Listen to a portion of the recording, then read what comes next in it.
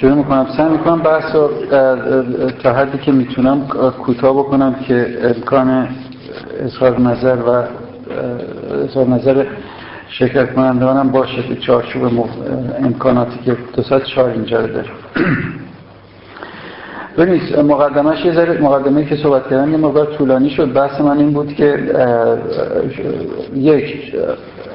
جنبش‌های حرکات اجتماعی رو نمیشه از سر انگیزه آدمایی که تو اون حرکت شرکت میکنن قضاوت کرد. این اشتباه ترین کاره و این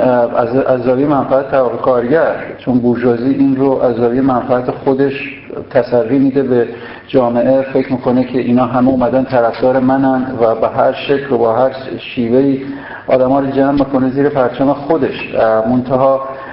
اون چیزی که ما از مارکس داریم، اون چیزی که از مارکسیسم داریم، اون چیزی که از کمونیسم طبقه کارگر داریم اینه که نقطه شروع هر تحلیل سیاسی باید جنبش‌های درگیر در اون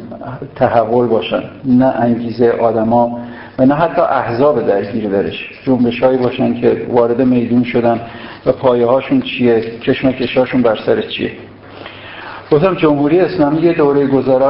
دوره رو عبور کرده که با جمهوری اسلامی 10 سال پیش خیلی فرق میکنه.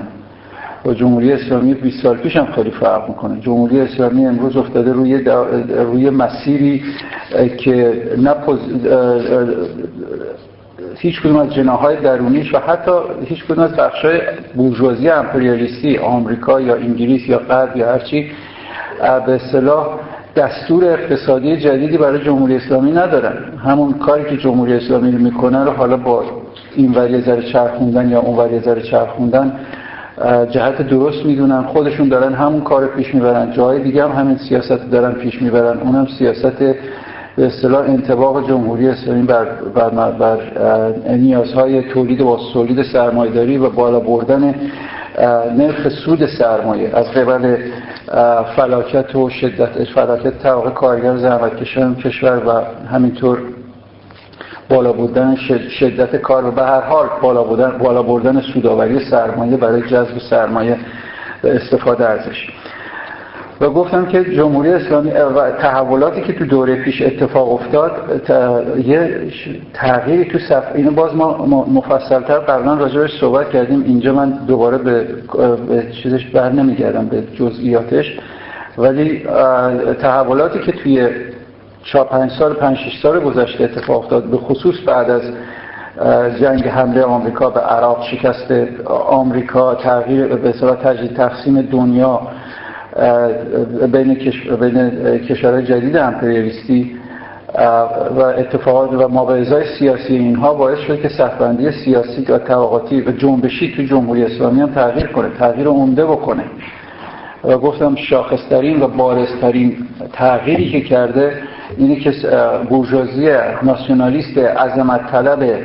پروغرب رو که تا حالا تو اپوزیسیون بود و نمایندگیش اساساً سلطنت طلبا و جریان سلطنتی بر عهده داشت و لیبرال بود و پروغرب بود، اینو کلاً به درون خود جمهوری اسلامی منتقل کرد. جمهوری اسلامی به اصطلاح اونها رو خلأیت کرد. خودش یه بخش، اولا خودش به عنوان نماینده ناسیونالیسم ایرانی دستاوردهایی داشت که هیچ وقت تو تاریخ هیچ بخشی از ناسیونالیسم عظمت طلب ایرانی نتونسته بهش برسه. یعنی خودش رو به عنوان نماینده اساسی ناسیونالیسم ایرانی ثبت کرد. و وقتی جمهوری اسلامی به عنوان نماینده اساسی ناسیونالیسم ایرانی ثبت میشه، اون وقت پرو غربی پرو شرقیش دیگه امر درونیش میشه. یعنی خود پدیده اوباما هم همینو میگه. میخوام بگم که توی وقتی برمیگردیم جامعه جهانی رو نگاه میکنین همینو میگه. اوباما برمیگرده حتی تو همین اوضاع، حتی پیامی که میگه که جمهوری اسلامی ایران باید به اصطلاح جایگاه حقش رو تو جهان امروز پیدا کنه. برمیگرده تو همین نامه‌ای که همین هفته پیش برای خامنه‌ای نوشته، همین دوباره تکرار میکنه که جمهوری اسلامی ایران باید جایگاه حقه خودش رو تو منطقه و توی جامعه جهانی پیدا کنه. حتی از این بالاتر میره و قبول میکنه که تو نامه‌ای که به خامنه‌ای نوشته میگه که جمهوری اسلامی ایران حق داره غنیسازی اورانیوم بکنه، ولی باید روشی رو پیدا کنیم که جامعه بین‌المللی که منظورش خودشونه یه درجه از قصداتون مطمئن بکنین. و بهش میگه که من و شما هستیم که میتونیم غرب و یا آمریکا و ایران رو از این خنسی که توش بنبستی که توش گرفتن در بیاریم و غیره. میخوام بگم که اتفاقی که میگم افتاده و دعوای استقرار سرمایه‌داری به کاملا به مکانیزم‌های بازار فقط ادعایی نیست که گویا فقط درون جمهوری اسلامی، تو سطح دنیا این اتفاق افتاده. اوباما هم اینو قبول کرده، سرمایه‌داری غربی هم اینو قبول کرده که این دعوا دیگه باید، یعنی بردن جمهوری اسلامی با اون سمتی که میخوان چین و روسیه که پیام دادن به احمدی نژاد و خیلی تبریک بهش گفتن و اونا میخوان تو متن این جمهوری اسلامی باید بازی کرد. غرب هم که ظاهرا اپوزیسیون ضد رژیم ازش تغذیه میکرد بازم همینو گرفته و این کاملا تو صف‌بندی درون خود جمهوری اسلامی منعکسه و به خصوص تو دوره 4 سال گذشته ویژگی بزرگ مشخصه مهم احمدی نژاد در واقع کوتاه کردن یا محدود کردن دست به اصطلاح لیبرالیسم اقتصادی و سیاسی تو جامعه، کوتاه کردن دست سرمایه‌دارای به اصطلاح غیر مرتبط با نهادهای نظامی انتظامی نظامی اساساً که وقتی تو بعد بازار سرمایه ایران نگاه میکنین جریانی که خودشو با هاشمی رفسنجانی تداعی میکنه، جریانی که یه سرش خودشو با اکثریت و حزب توده تداعی میکنه، جریانی که با اونا به اصطلاح دارن اینا هستن که به اصطلاح یه الگوی لیبرالیسم اقتصادی رو نمایندگی میکنن و طبعا طرفدار اینن که پروغرب‌تر باشن به نسبت بجد. وقتی پروغرب میشه و پرچم پروغربی و لیبرالیسم وارد صحنه میشه، اون وقت کم کردن فشار فرهنگی هم جزء پلتفرم میشه، اتوماتیک جزء پلتفرم میشه و این شکافیه که در آستانه انتخابات شکل میگیره، کاملا برجسته میشه. این کشمکشیه من فکر میکنم که مهم نیست این دوره با پیروزی کی تموم بشه، فکر میکنم کشمکشیه که تو جمهوری اسلامی مثل دو جناح موجود درون جمهوری اسلامی ادامه پیدا خواهد کرد. این دوره یکی میبره، دوره بعد یکی میبازه، دوباره این بازی میره و میاد، منتها این دوره دیگه حتی به شکل دوره خاتمی اینا نیست و دعواهایی که شروع میشه دعوا بر سر آینده جمهوری اسلامی به عنوان یه جمهوری اسلامی نیمچه غربی یا باز به روی غرب یا یه جمهوری اسلامی نیمچه شرقی و باز به روی شرق. وقتی نگاه کنیم استدلالای افراطی طبعا مثلا یکی مثل موسوی اینه که برمیگرده یا کروبی برمیگرده میگه ایران رو مثل کره شمالی نمیشه اداره کرد، یا شرش به چینه، نمیخوان چین رو به اصطلاح آنتاگونیستی بکنن، برمیگرده ولی به هر حال هر دو تاشون اینه و دعوا بر سر این شروع میشه.